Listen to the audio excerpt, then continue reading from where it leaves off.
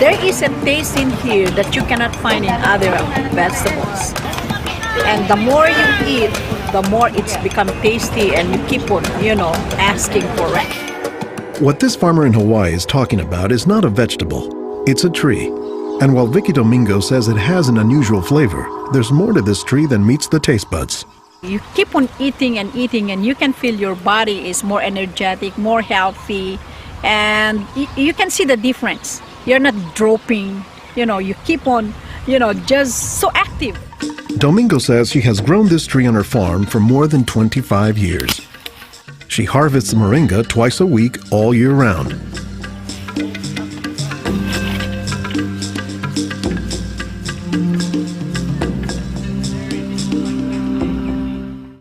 Domingo says there are many nutritional and medicinal uses for moringa. All parts of the tree are usable, from the roots to the stem, to the leaves, to the flowers, and to the pod. The roots, you can use that as a tea. And then the trunk, you can scrape it, squeeze it, get the juice, put in your cut skin, and your skin will heal.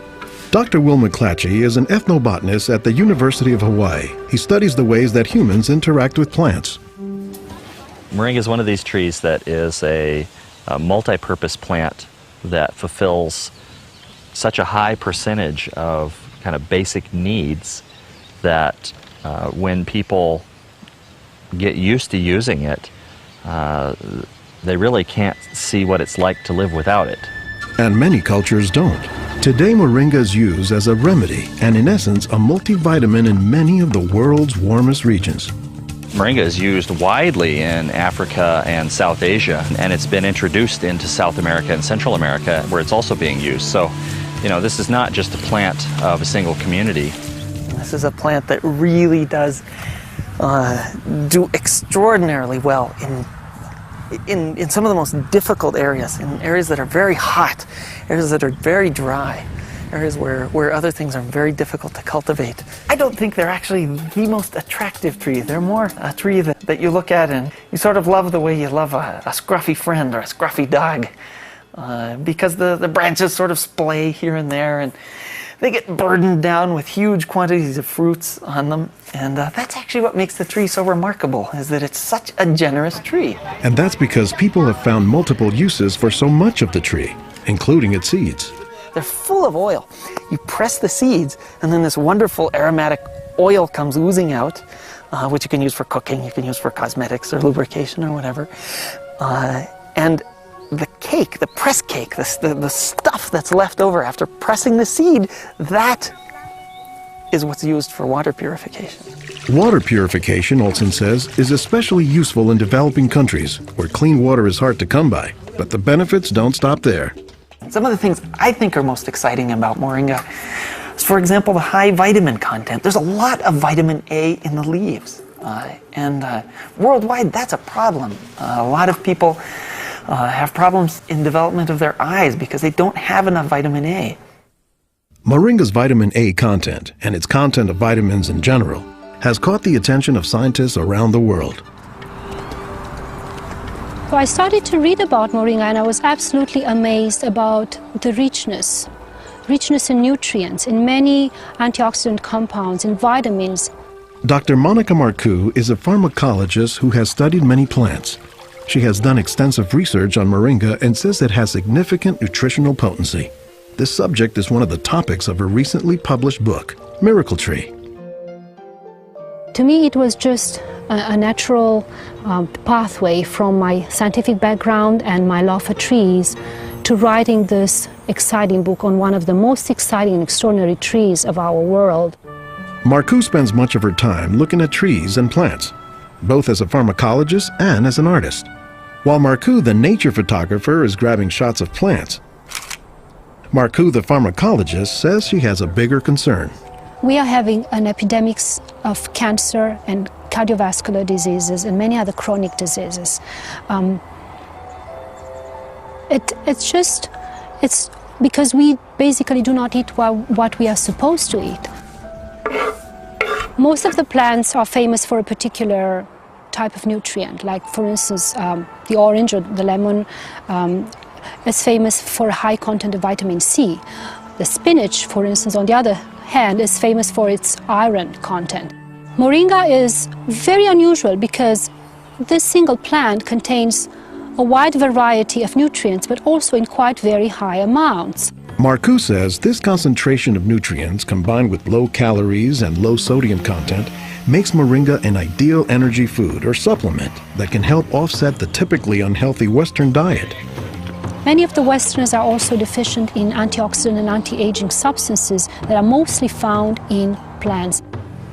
Antioxidants, according to the National Institutes of Health, protect the body's cells and may prevent cancer. And Marcoux says moringa is a treasure trove of antioxidants that happen to work hand in hand. Antioxidant substances and antioxidant vitamins work together in the body. For instance, it's known that selenium works better in the presence of vitamin E. Moringa has high amounts of selenium and has also vitamin E. Moringa is well known for being a good source of leafy green vegetable protein.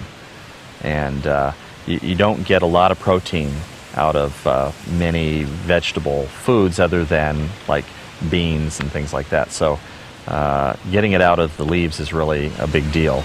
And while there are a few other plants like soy that are protein rich, Olson says moringa is special.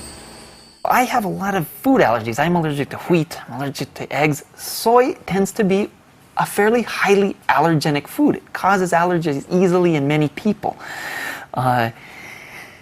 We think that this is because of the form that some of the proteins are in soy. They're apparently in a form that's very simple and fairly easy for the body to assimilate in moringa. According to the United States Department of Agriculture, moringa contains 18 of the 20 amino acids, building blocks of proteins that are found in the human body. And says Marcoux, moringa is one of the few plants that contains all of the essential amino acids. Moringa contains all the 9 essential amino acids that actually we cannot produce. Their presence, but also their ratio, is very beneficial, and it is estimated that this ratio is very good for absorption and for being bioavailable to our bodies. In most of sub-Saharan Africa, any baby has a 20% chance of dying before he reaches the age of 5. In some countries, up to 40%. And even those who survive past the age of 5, up to half or more will suffer from malnourished physical and mental development. As the former regional representative for Church World Service in Senegal for 16 years, it was Lowell Fugle's mission to help local clinics develop ways to save children at risk to malnutrition. So Fugle went to work, both planting moringa trees and, more importantly, educating healthcare workers on how moringa can help stave off malnutrition.